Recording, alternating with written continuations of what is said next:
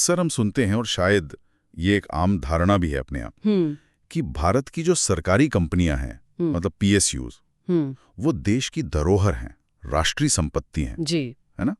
और जब भी सरकार इनके विनिवेश या निजीकरण की बात करती है तो अक्सर सरकार पर आरोप लगते हैं कि भाई वो इन नवरत्नों को निजी हाथों में सौंपकर कमजोर कर रही है या कहिए कि बेच रही है। बिल्कुल, ये धारणा तो बहुत मजबूत है, मतलब आम लोगों में भी और मीडिया में भी। लेकिन ये जो स्रोत हम देख रहे हैं ये इसी धारणा को सीधी चुनौती दे रहा है। इसका मुख्य तर्क यही है कि सरकार अगर निजीकरण को बढ़ावा दे रही है, खासकर रक्षा जैसे संवेदनशील क्षेत्र में, तो इसके पीछे सिर्फ कोई नीतिगत पसंद नहीं है, बल्कि सरकारी कंपनियों के प्रदर्शन और जो पिछले अनुभव रहे हैं उनसे जुड़े ठोस व्यवहारिक कारण हैं, जिन्हें स्रोत के अनुसार नजरअंदाज नहीं किया जा सकता।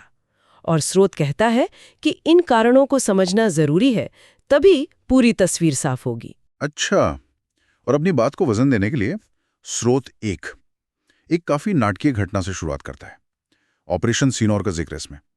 स्रोत दावा करता है कि कुछ समय पहले भारत के S-400 एयर डिफेंस सिस्टम ने न केवल कथित तौर पर दुश्मन की तरफ से आ रही मिसाइलों को हवा में ही नष्ट किया, बल्कि एक लड़ाकू विमान को भी मार गिराया, जो कि स्रोत के अनुसार मानव इतिहास में किसी एयर डिफेंस सिस्टम द्वारा सबसे लंबी दूरी, करीब 300 किलोमीटर पर दर्ज की गई किल है।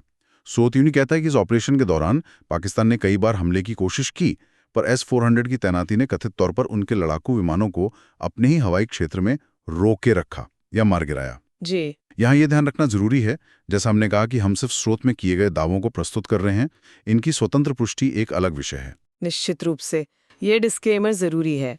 और स्रोत इस कथित ऑपरेशन सिनोर की सफलता को एक, आप कह सकती हैं, महत्वपूर्ण मोड़ की तरह पेश करता है।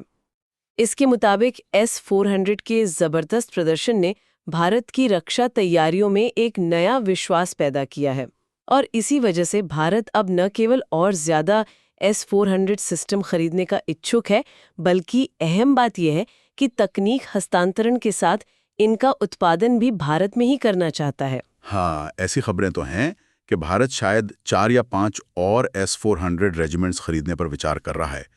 लेकिन जैसा आपने कहा, इससे भी ज्यादा दिलचस्प बात यह है कि भारत अब सिर्फ खरीदार नहीं बने रहना चाहता, बल्कि इन उन्नत प्रणालियों का निर्माण अपने देश में करना चाहता है, वो आत्मनिर्भर भारत अभियान के तहत। बिल्कुल। और स्रोत बताता है कि यहाँ भारत की इच्छा और रूस की ज़रूरतें वो मिलती हुई दिख रही हैं। रूस देखिए, यूक्रेन युद्ध के बाद लगे पश्चिमी प्रतिबंधों के कारण आर्थिक और तकनीकी दबाव झेल रहा है। तो ऐसे में भारत में S-400 का उत्पादन करना उसके लिए काफ़ी आकर्षक विकल्प हो सकता है।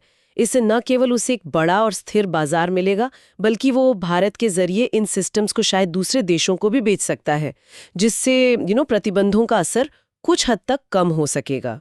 ये जो साझेदारी वाला मॉडल है, ये भारत और रूस के लिए नया तो नहीं है ना? स्रोत ने पहले के उदाहरण भी दिए हैं शायद। बिल्कुल दिए हैं। स्रोत ब्रह्मोस मिसाइल का जिक्र करता है, जो भारत और रूस का एक बेहद सफल संयुक्त उद्यम रहा है। मतलब इसमें कोई दो राय नहीं, दोनों देशों ने मिलकर इसे विकसित किया, उत्पादन किया, और अब तो इसे दूसरे देशों को निर्यात भी कर रहे हैं और मुनाफा साझा किया जाता है। इसी तरह सुखोई 30 MKI लड़ाकू विमानों का मामला है। भारत ने पहले इन्हें रूस से खरीदा और फिर टेक्नोलॉजी ट्रांसफर समझौते के तहत इनका लाइसेंस उत्पादन भारत की सरकारी कंपनी हिंदुस्तान एरोनॉटिक्स लिमिटेड यानी हेल्को सौंपा गया। और यहीं पर कहानी में वो अहम मोड़ आता है, जिसके आधार पर स्रोत अपना मुख्य तर्क बना रहा है। स्रोत के अनुसार S-400 के भारत में उत्पादन के लिए रूस अब कथित तौर पर तकनीक सरकारी कंपनी HAL को देने के बजाय भारत की निजी रक्षा कंपनियों को देने पर सहमत हो गया है। ये तो बहुत बड़ा बदलाव लगता है पिछली प्रथाओं के मुकाबले। स्रोत ये भी दावा करता है कि रूस की सरकार ने इसके लिए बाकायदा एक बिल भी पास किया है, जो रूसी हथियार निर्यातक एजेंसी रोसोबोरोन एक्सपोर्ट को भारतीय निजी क्षेत्र की कंपनियों के साथ S-400 जैसी संवेदनशील तकनीक साझा करने की अनुमति देता है। हाँ, ये वाकई एक बहुत महत्वपूर्ण दावा है, और अगर ये सच है तो ये भारत के रक्षा उद्योग में एक बड़े बदलाव का संकेत देता है। बिल्कुल। स्रोत का तर्क है कि रूस का ये फैसला अचानक नहीं है, बल्कि ये भारतीय सरकारी रक्षा कंपनियों, खासकर HAL के साथ जो पिछले लाइसेंस उत्पादन सौदे रहे हैं, जैसे सुखोई 30 वाला, उनके अनुभवों पर आधारित है। स्रोत के अनुसार रूस इन अनुभवों से पूरी तरह संतुष्ट नहीं रहा है और इसीलिए वो चाहता है कि S-400 जैसी महत्वपूर्ण और जटिल प्रणाली के भारत में उत्पादन में सरकारी कंपनियों की भूमिका न्यूनतम हो और ज्यादा जिम्मेदारी निजी फर्मों को दी जाए, जिनसे बेहतर दक्षता और समय पर डिलीवरी की उम्मीद की जा सके। तो रूस की इस कथित असंतुष्टि का आधार क्या बताया गया है? स्रोत किस अनुभव का हवाला दे रहा है खासतौर पर? स्रोत मुख्य रूप से HAL द्वारा सुखोई 30 MKI लड़ाकू विमानों के लाइसेंस उत्पादन के मामले पर ही ध्यान केंद्रित करता है। यहाँ एक छोटी सी बात है, स्रोत में कंपनी का नाम शायद गलती से H&M लिखा गया है, लेकिन संदर्भ से एकदम साफ है कि ये हिंदुस्तान एरोनॉटिक्स लिमिटेड यानी HAL की ही बात हो रही है।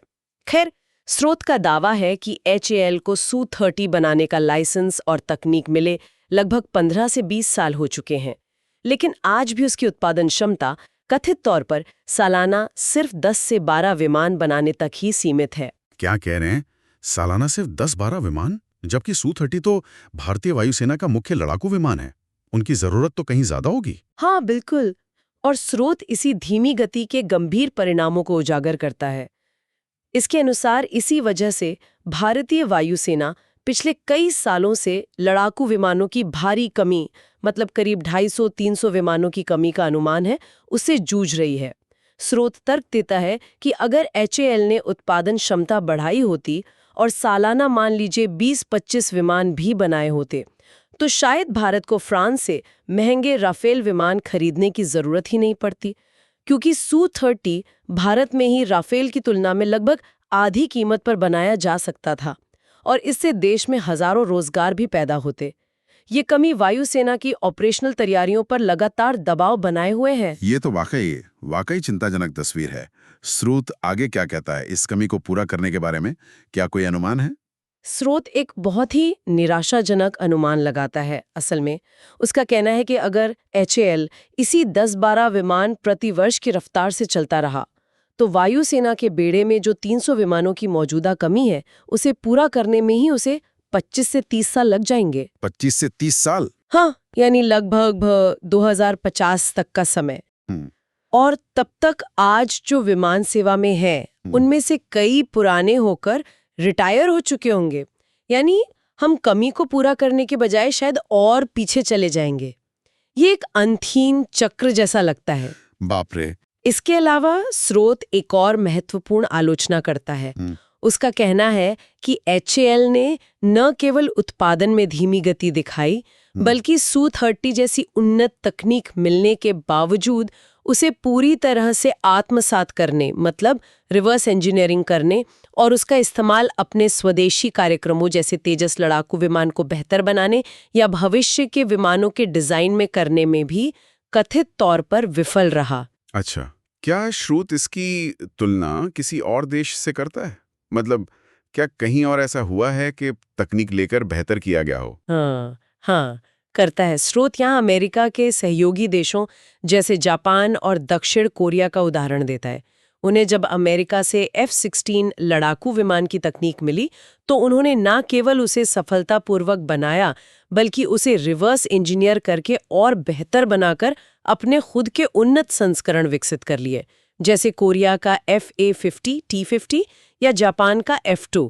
स्रोत का दावा है कि अमेरिका को इससे कोई आपत्ति नहीं हुई, बल्कि उन्होंने इसे सकारात्मक रूप से लिया, क्योंकि इससे उनके सहयोगियों की क्षमता बढ़ी और उन्हें भी सीखने को मिला, जिसका इस्तेमाल उन्होंने F-16 के बाद के वेरिएंट्स को बेहतर बनाने में किया।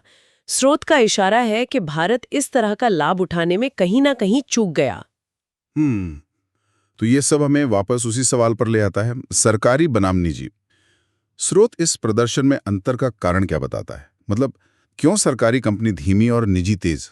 ऐसा क्यों? देखिए, स्रोत का मुख्य तर्क प्रोत्साहन यानी इंसेंटिव और प्रतिस्पर्धा यानी कंपटीशन, इन दो शब्दों के इर्द गिर्द घूमता है। उसका कहना है कि सरकारी कंपनियों में कर्मचारियों और प्रबंधन को अक्सर नौकरी की सुरक्षा का आश्वासन होता है। उन्हें पता होता है कि कंपनी सरकारी है, बंद तो होगी नहीं ऑर्डर मिलते रहेंगे। ऐसे में नई तकनीक तेजी से सीखने, जोखिम उठाने, उत्पादन क्षमता में नाटकीय रूप से सुधार करने या लागत कम करने का वैसा दबाव या वैसा ड्राइव वो नहीं होता जैसा निजी क्षेत्र में होता है। स्रोत के अनुसार वो ज्यादातर सुरक्षित खेलना पसंद करते हैं, कोई ज्यादा रिस्क नहीं लेना चाहता। और इसके विपरीत निजी क्षेत्र में वहां क्या अलग है? निजी कंपनियां जाहिर है मुख्य रूप से लाभ कमाने और अपनी साख बनाने के लिए